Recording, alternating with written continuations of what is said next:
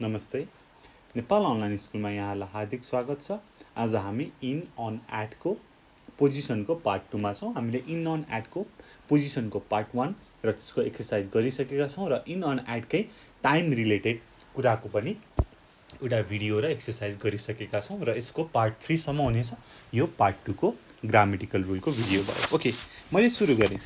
फर्स्टमा म लेख्छु we say that somebody or something is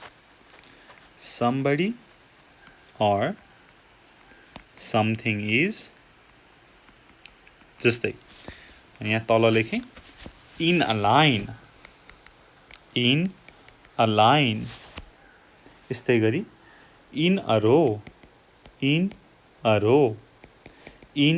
a queue in a picture in a photo अथवा in a photograph in a newspaper in a book in a magazine. Similarly, in an office, in a department, in the sky, in the world, in the country. यसरी हामीले लेख्न सक्छौं। अब एक्जाम्पलबाटै जाउँ। अब यसमा त्यस्तो धेरै केही छैन, तपाईलाई चाहिँ इन कस्तो बेला युज हुन्छ त भन्ने कुरा मात्रै मैले देखाउन खोजेको। एक्जाम्पलबाटै हेरौँ है। When I go to the cinema, I like to sit in the front row. I like to sit in the front row. Similarly, do you live in a city or in the country? In the country. अब यसमा हामीले in a town चाहिँ लेख्दैनौं है। in a town चाहिँ हुँदैन हैन, भनेको in a town हुन्छ। भन्न खोजेको यो in a country भनेको के हो त? not in a town. Country भनेको चाहिँ सबर्ब जस्तो क्या, जस्तो चाहिँ एउटा कन्ट्री साइडको चाहिँ एउटा टाउनको चाहिँ अलिकति रुरल पार्टलाई चाहिँ कन्ट्री भन्छ, जसको चाहिँ अब अकुपेसनहरू भनेको फार्महरू हुने अनि त्यसपछि गाईबस्तु पाल्ने फार्म हाउस हुने त्यस्तो ठाउँलाई कन्ट्री भनेर भन्छ है। कन्ट्री भनेको देश, नट मिनिङ इन द देश। यो भनेको चाहिँ टाउन होइन भन्न खोजेको है, नट इन अ टाउन चाहिँ भन्न खोजेको। ठिक छ, हो हामीले यसरी गर्छौँ। अब अरू पनि एक्जाम्पल हेरौँ, यति मात्रैले पुग्दैन नि त हैन। हो, it's a lovely day, it's a lovely day, there isn't a cloud in the sky, स्काईमा क्लाउड छैन, there isn't a cloud in the sky. अब फोटोग्राफ पिक्चरको कुरा गरेका थियौँ, त्यो पनि हेरिहालौँ। Who is that woman, who is the woman in that picture, in that picture है। हामीले यसरी इनको प्रयोग गर्न सक्छौं। अब आउँ एट हैन, अन को कुरा गरौँ। फर्स्टमा we say that somebody or something is, मैले त्यही नै कुरा लेखेँ। we say that somebody or something is, somebody or something is के त भन्दाखेरि मैले लेखेँ on the left, somebody is on the left, on the right, अथवा on the left hand side, on the right hand side पनि गर्न सक्नुहुन्छ है। अब एक्जाम्पल दिँदै गरौँ। do you live, do you drive on the left, or on the right in your country? यो country भनेको चाहिँ देशकै कुरा गरेको है। ल, तिम्रो देशमा दायाँपट्टिबाट चलाउँछौ कि बायाँपट्टिबाट चलाउँछौ? on the left or on the right। यस्तै गरी हामीले अर्को कुरा गर्छौँ on the ground, on the ground floor, on the ground floor, on the first floor, on the first floor, यस्तै गरी on the second floor, यस्तै लेख्छौँ। जस्तै अब एक्जाम्पल पनि लेखिहालौँ। Our apartment is on the second floor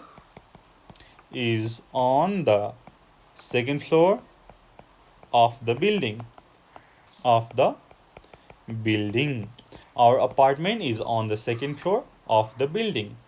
Similarly, अरु हेरौँ।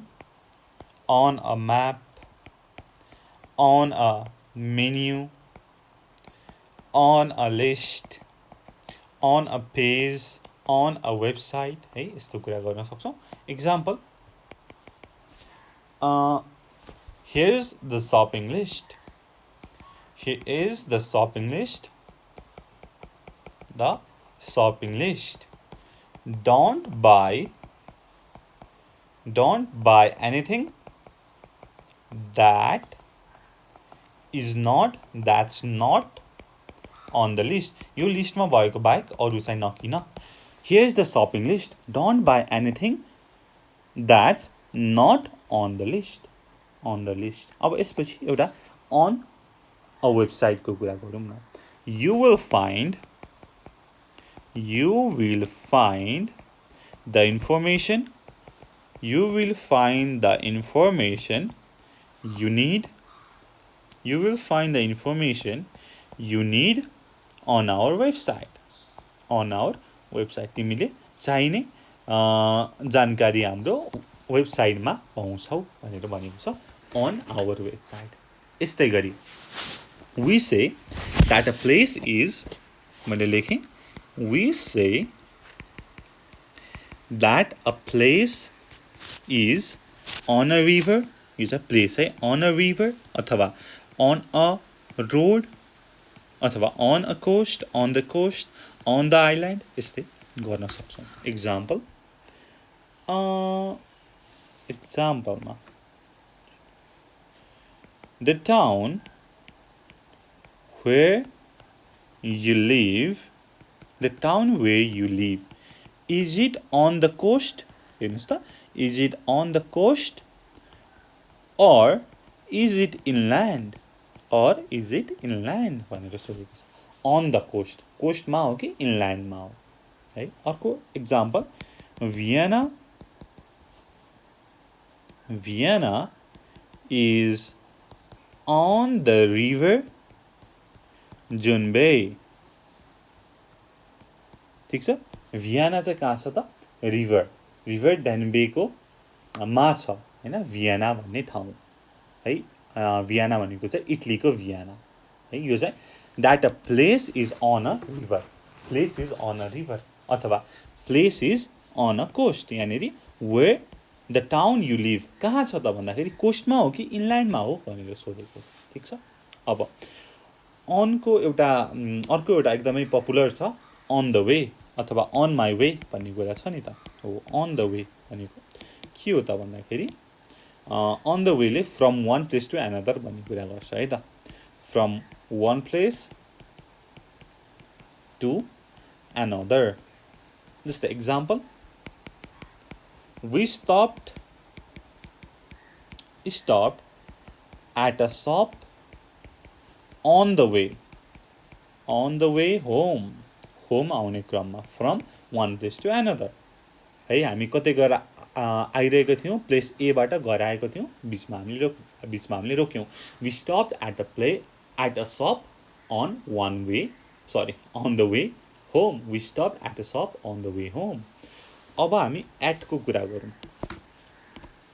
at को कुरा गर्दाखेरि कसरी कुरा गरौँ भन्दाखेरि we say जस्तै at the top अथवा at the top of something यस्तो पनि भन्न मिल्छ, अथवा at the bottom of something है। त्यस्तै गरी at the end अथवा at the end of something, जस्तै at the end of a street हो, यस्तो गर्न सकिन्छ। यस्तै गरी जस्तै at the top of page है। ओके, एक्जाम्पलबाटै हेरौँ। write your name at the top of the page अथवा bottom of the page। ठिक छ। अब पेजको टपमा लेख, एट द टप हैन। अब बटम छ भनेदेखि एट द बटम, ठिक छ। अब एट द इन्ड पनि गरिहालौँ न हैन एउटा। Jane lives at the other end, at the other end of the street, of the street, ठिक छ। At the other end, at the other end. Similarly हामी अरू कुरा गरौँ। अब एकचोटि हामी इनमा आउँ, त्यसपछि एटमा आउँ है त। अब चाहिँ थोरै हामी कम्पेरिजन गर्दै जाउँ। We say in the front, in the back, in the back of a car, of a car हैन। भनेको एक्जाम्पल हेरौँ। I was in the back, कहाँ थिए त? कारको भित्रको ब्याकमा। I was in the back of the car when we had the accident, when we had the accident. Similarly मैले अर्को कुरा गरेँ यहाँनिर, at the front, at the front, at the back, at the back। अब चाहिँ कुनै अरू कुराको, जस्तै of a building अथवा of a theater, of a group of people है, group of people etc. Example,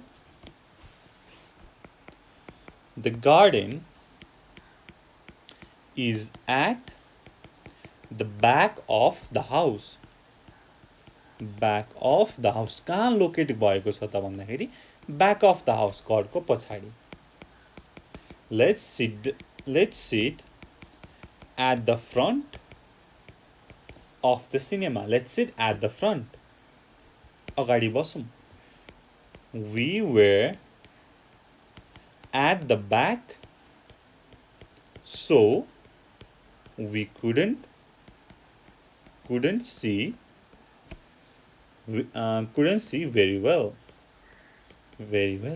है। ओके, जस्तै हामीले चाहिँ फ्यामिली फोटोग्राफ लियौँ हैन। अब फ्यामिली फोटोग्राफमा त टन्नै मान्छे हुन्छ नि त हैन। माथि यहाँ ग्रुप अफ पिपुलसँग म जोड्न गइरहेको छु है त। ल यहाँनिर बनाए अङ्कल, आन्टी, यहाँनिर ड्याडी, मम्मी, सिस्टर, कजन, यो चाहिँ म अलिकति ह्यान्डसम हैन, कपाल यस्तो है। यहाँनिर चाहिँ ग्रान्डपा, यहाँनिर चाहिँ ग्रान्डमा, यहाँनिर ग्रान्डपाको ग्रान्डपा, यहाँनिर ग्रान्डमाको ग्रान्डमा। अब भनेको यो चाहिँ हैन, यो चाहिँ हामी यहाँनिर बसिरहेको छौँ फोटो खिच्नको लागि, ठिक छ हो। अब यो अगाडिकोलाई के भन्छौँ त हामी? एट द फ्रन्ट भन्छौँ है, र यो पछाडिको लागि एट द ब्याक, ठिक छ। मैले यति बुझाउनको लागि मैले यहाँ माथि ग्रुप अफ पिपुल पनि लेखेको छ नि त। अब at the front, at the back, group of पिपुलको। अब माथि एउटा थोरै कुरा पनि गरौँ न हैन। यही बेला माथि छ in the front, in the back of a car हैन। कारको भित्र भनेको कारको भित्र छौँ नि त हामी है, इन द ब्याक। तर तल हेर्नुहोस् त, at the front of a building, बिल्डिङको त आउटसाइडमा हो नि त, हामी बिल्डिङ भित्र छिरेर कुरा गरेको छैन। हेर्नुहोस् त, the car is at the back of the house, घरको भित्र हो र गार्डन हैन नि, घरको भित्र भएको भए बरु in the back of the house भन्न मिल्थ्यो होला, तर घरको त बाहिर छ। हो, हामीले पार्ट 1 मा यही कुरा गरेका छौँ है, इन द होटल लबी र at the entrance of the hotel भनेर कुरा गरेका छौँ। त्यो चाहिँ तपाईँले हेर्नुभएको छ भने बुझ्नु भएको छ होला। इन भनेको इनसाइड, इनसाइडको कुरा गर्नको लागि, भित्रको कुरा गर्नको लागि। एट भनेको बाहिर है। अब हामी त्यसको बारेमा अझै पनि अगाडि कुरा गर्छौँ, चिन्ता नलिनु होला। अब यसमै मैले अन द फ्रन्ट र अन द ब्याकको कुरा गरेँ। अन द फ्रन्ट अथवा अन द ब्याक, अब यो केमा युज हुन्छ भन्दाखेरि on the front of an envelope, on the back of an envelope, अथवा on the front of a piece of paper है। यसरी हामी युज गर्न सक्छौँ। एक्जाम्पल पनि लेखिहालौँ। आई रोट द डेट, कहाँ त भन्दाखेरि on the back of the photo.